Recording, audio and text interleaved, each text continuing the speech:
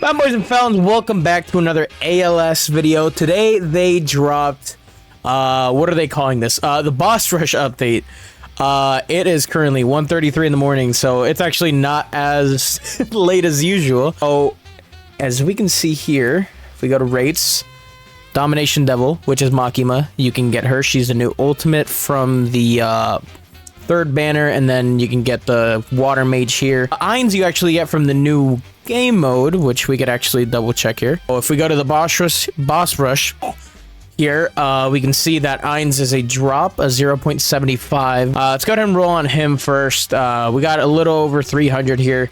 If I don't get anything for him before 200, I am instantly switching to Makima, because there's no way I'm gonna spend more rerolls on him. I don't even know if he's good or not. All I know is he doesn't even have an evolution, so I'm kind of iffy on it.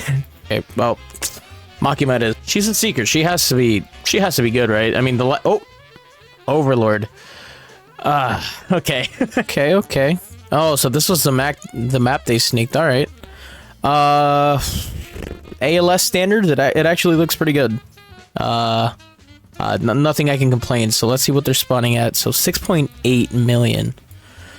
I don't think that matters. Let's go check. Yep. Rengoku actually bodies him. There we go. Oh yeah. Bam. All right. Okay, so now they changed to dark. I don't have any light units, but I don't think it should matter at this point. Because I'm just gonna start placing everybody, and yeah, this team is like way too strong to even care about any typing at all. That is what the fuck? The spawn base takes poison 1% damage tick every 2 seconds. Yo, there's no way I could read that, bro. That was so small. What the fuck? Ultra Instinct, so 13.1 billion damage. Okay, well, he just got absolutely decimated. Okay, so we got everything for Jono. Luckily, I can evolve him pretty easily here, so you can craft the Arrow of Awakening. It only costs like a few shards and whatever. And then, boom, there we go. Jono Requiem. Okay, I just realized we can also evolve Denji, so I'm gonna go ahead and do that. There we go. Okay, so I cleared out the shop. Actually, right before it reset. I'm really hoping I at least got one copy of Ainz. I'm nervous, but here we go. Oh, we got two. Let's go. Okay. So that should be it, because, I mean, as you saw, my my luck is absolutely cooked. That's Okay, so it's actually been a few days after that first part. I spent the entire time farming some rerolls, but yeah, as you can see down here, we did actually get Avatar on Ainz, which is super nice. As we know, I have the Overlord curse. Unfortunately, I tried. I spent like 400 more rolls on Makima, 400 on Denji, and 400 on like Giorno, give or take, and I would only get Overlords. I could not get anything else, so I give up. But let's go ahead and take a look at glitched Rudius here first. I seriously hope he gets an Evo at some point. So Rudius, so his passive is all units in range get a 5% damage boost, which, you know, nothing crazy, but 5% is 5%. He's a 500 cost ground placement unit. He is stunning on his first attack, but he's completely missing it. Reminds me of Sukuna's evolution. He also kind of misses like on one of his attacks. I can't speak. So let's rush through these. 569k every 6.4 seconds he gains his next attack, called the Stone Cannon, upgrade 4, still ground. 3.20 million every 4.3 seconds, and he gains another attack where he becomes hybrid, full AoE. He gains XL healing, which 15% damage minus 5% SPA for water type units in range, which is actually super nice. I don't think it'll overlap every time, but you know, you're getting the 15% damage plus the 5% damage boost plus the minus 5% SPA. So, you know, he seems pretty decent. You know, I hope he does eventually get an Evo where he becomes a way better a way better buffer, maybe does some okay damage instead of 12 million. That is so sad with glitch, bro. Let's go ahead and move on here to Giorno. So I actually have Giorno over here. Let's place the boy down. First off, model upgrade. Actually looks pretty damn good.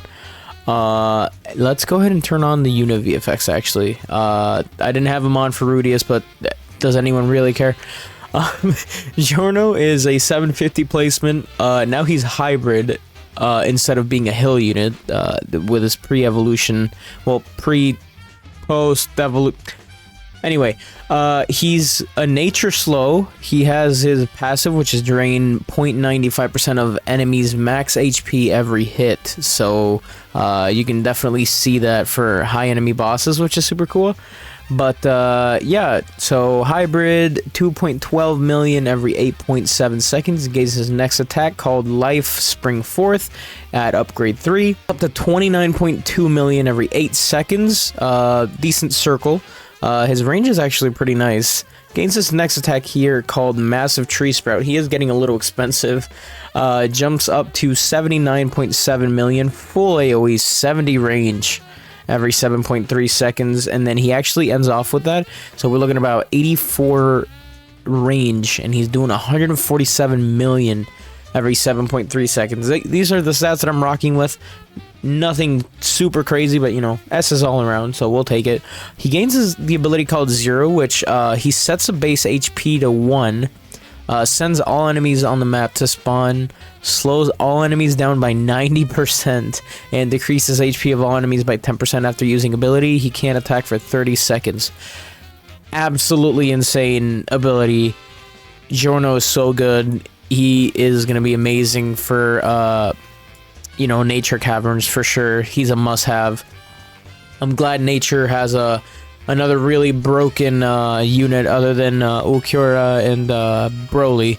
So yeah, I mean, and Giorno's just dishing out damage, plus he's slowing. Yeah, he seems amazing. But next, I actually want to do both Denji and Makima together, because Denji, oh, let me place, there we go.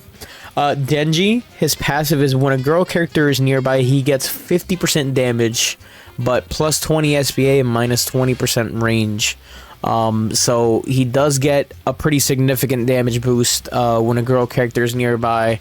And then Makima here, so she has a 33% chance of summoning slain enemies with their HP plus unit damage. So she really benefits from doing some big chunky damage, which I really wanted Avatar, but oh well. Let's go ahead and simultaneously kind of like upgrade both of them.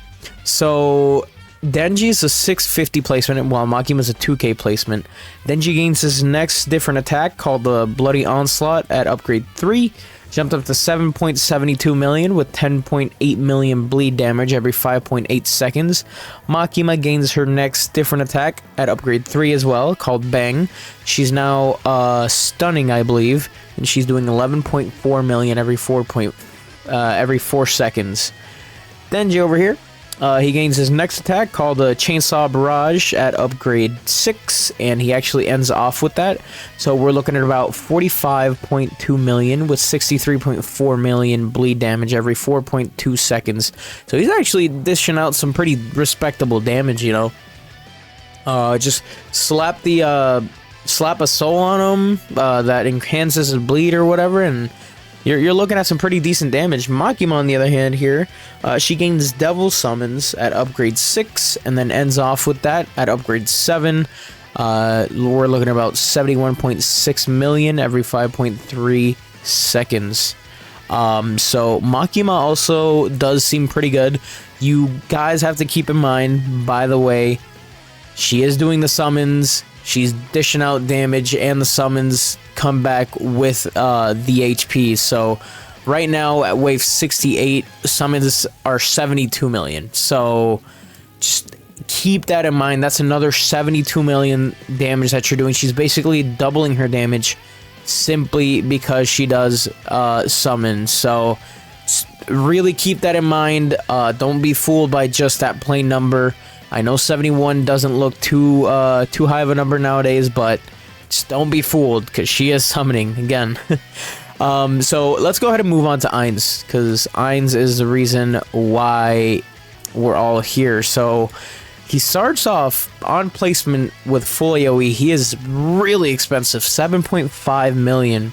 Ainz has a passive here, which he has a 20% chance to turn the enemy into undead, which I believe is also a summon. Yeah, I'm pretty sure this is Ainz, yeah, because it's only 4 million. He's also summoning, so him and Makima can kind of be a nasty duo there. Just flat out summoning. He does inflict fear as well. So Ainz ground placement, 7.5k, looking about 3.42 million every 4.8 seconds on placement. Gains this next different attack, falling down at upgrade 3, 42.7 million every 11.6 seconds. We're getting kind of crazy already. And he ends off with upgrade 6 with a whopping 174 million every 10.2 seconds with the summons, and he is also inflicting fear, so everybody is doing a lot more damage. He's insane. And then deals 150 times damage in full AoE after 15 seconds. He absolutely nukes any like difficult boss, pretty much. I mean, they might have well, I don't even know why they didn't give him a nuke, just in general, like 150 times damage. You know how much that is? Too much. Too much damage. Ainz looks insane. He actually looks so absurd. And his attack animation is actually pretty nice. They're getting there. They're on the right track. I hope they get there. I really want to see this game succeed and thrive, so yeah, I mean, that was the, I don't even know what to call it, the boss rush update. Everyone seems pretty decent. Rudius seems like a little bit of a stinker, I'm not gonna lie.